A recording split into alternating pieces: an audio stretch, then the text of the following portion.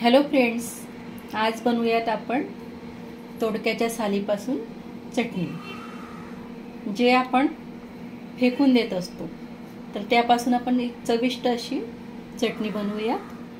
त्यासाठी मी एक दोडकं घेतलंय, त्याच्या आता आपण साली आधी काढून घेऊयात। त्यासाठी लागणारं साहित्य आहे लसूण पाकळ्या 4-5, 2 मिरची, थोडं तिखटही घालू शकतो आपण यामध्ये, कोथिंबीर आणि शेंगदाणे। तुम्ही खोबऱ्याचं कूट आणि शेंगदाण्याचं कूट, तीळ, कांदा टाकू शकता। आपण ही साल काढून घेतलेली आहे, तर आपण आता भाजून घेऊया मिरची, शेंगदाणे चटणी करण्यासाठी।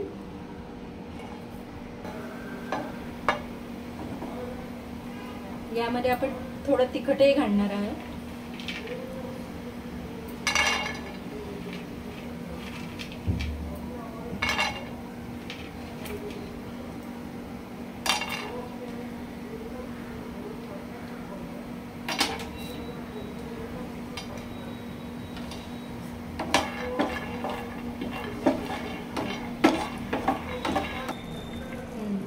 आता भाजून झालंय, आता आपण काढून घेऊया प्लेटमध्ये। यामध्ये आता आपण साल पण परतून घेऊया, थोडं म्हणजे नरम होईल। थोडंसं तेल टाकायचं, 2-3 थेंब।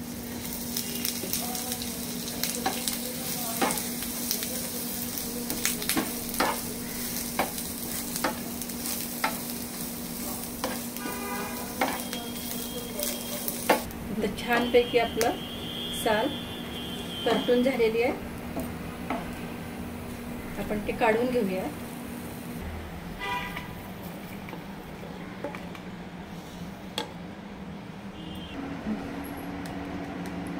आपण यात आता चवीपुरतं मीठ घालून घेऊया, थोडं लाल तिखट। आता आपण फिरवून घेऊया। तर आपलं आता वाटण झालंय तयार। वाव, खूप सुंदर असा सुगंध येतोय। आपण आता याला परतून घेऊया।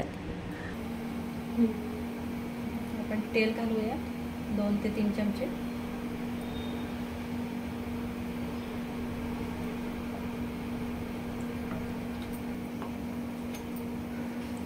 अगदी कमी वेळात, कमी साहित्यामध्ये होणारं असं झटपट आणि चविष्ट अशी लागणारी आपली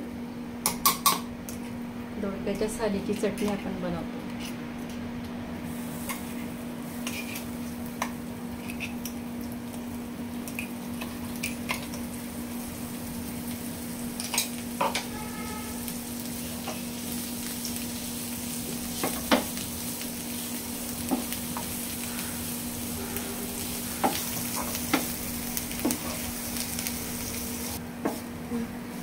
हे बघा, आता आपली खमंग अशी रुचकर अशी चटणी तयार झाली आहे।